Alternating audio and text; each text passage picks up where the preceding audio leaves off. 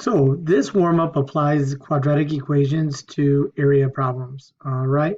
So it'll help with the next task, so let's get to it. Okay, the area of a triangle, we know the formula is base times height, all divided by 2. We have a rectangle is just base times height, okay? So when we look at this, in the first example here, they want us to find the dimensions of the base and the height for this triangle. Well, we know if we take the base and the height and we multiply them together, that would, and divide it by 2, that would give us the area. Well, if they tell us the area of this is 30, we would set this equal to 30. Now, in order to solve this, the first thing I would do is multiply both sides by 2, and then I would distribute the x up top. So I would get x squared plus 4x is equal to 30 times 2 is 60. Now, since I know I have a quadratic to solve, the first thing I'm going to do is set it equal to 0. Subtract 60, right? And I would get x squared plus 4x minus 60 equals 0. Now, again, we have several methods we can use to solve these. The first method, right, is factoring, which I would do, right? Because what numbers multiply to give me negative 60 and add up to 4? It would be x plus 10 times x minus 6. And if I set each of these equal to 0, I would get x equals negative 10 and x equals positive 6.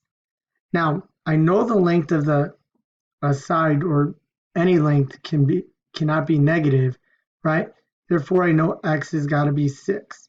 So when I look at it, my base here would be 6 plus 4, which is 10, and my height would be just x, which would be 6. Okay?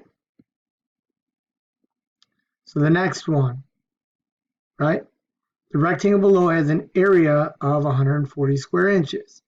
Well, what do I do to find the area of a rectangle? I take 2x, right? And I multiply it by 3x minus 1. When I multiply the base and the height, I would get an area of 140. Well, when I go ahead and distribute, I would get 6x squared minus 2x equals 140.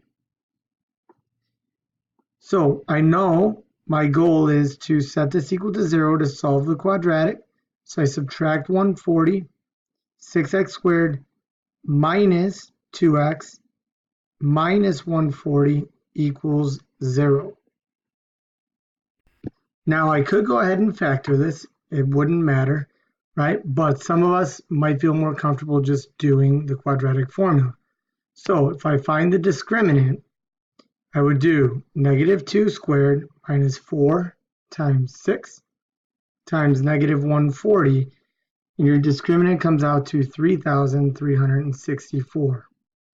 So right away then, my x values would be, if b is negative 2, the opposite of negative 2 is positive 2, plus or minus the square root of 3,364, all divided by 2 times 6.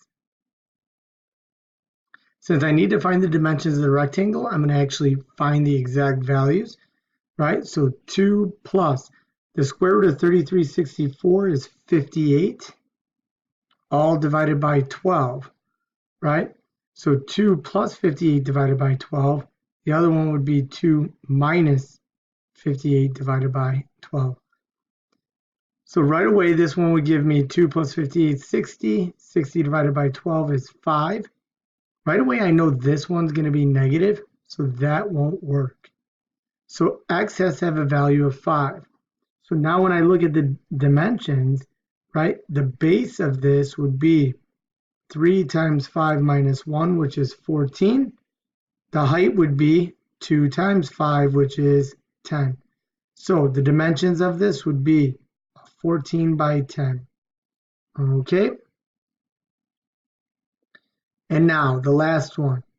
After a baseball is hit, the height of the ball above the ground t seconds after it is hit can be approximated by the equation h equals negative 16t squared plus 65t plus 3. Determine how long it will take for the ball to hit the ground. Well, if you think about it, right, if t represents time, h represents the height of the ball during, the flight, what we're going to basically say is, what do we want the height to be when it hits the ground? We're going to say negative 16t squared plus 65t plus 3 equals, I'm letting 0 represent the height because that's the height when it hits the ground. Now I'm going to go and solve this, right? Quadratic formula is probably the best method. So your discriminant would be 65 squared minus 4 times negative 16 times 3, right? So 65 squared minus 4 times negative 16 times 3 will give you a discriminant of 4417. So now x equals, if b is 65, that would be negative 65 plus or minus the square root of 4417, all divided by 2 times negative 16. So this branches off into two possible solutions. X equals negative 65 plus the square root of 4417 over negative 32. The other one would be negative 65 minus the square root 4417, all divided by negative 32. Well, the top one, negative 65 plus the square root of 4417 divided by negative 32 gives you negative 0.04, right? The next one is negative 65 minus square root of 4417 divided by negative 32 gives you 4.108. Since time cannot be negative, it must take 4.1 seconds for the ball to hit the ground.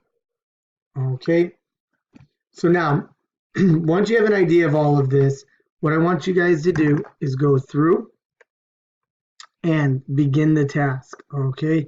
Read it carefully and notice, right, that the difference between curbside logo and the driveway mascot, all right, their areas. Okay, go ahead and I'll answer questions tomorrow.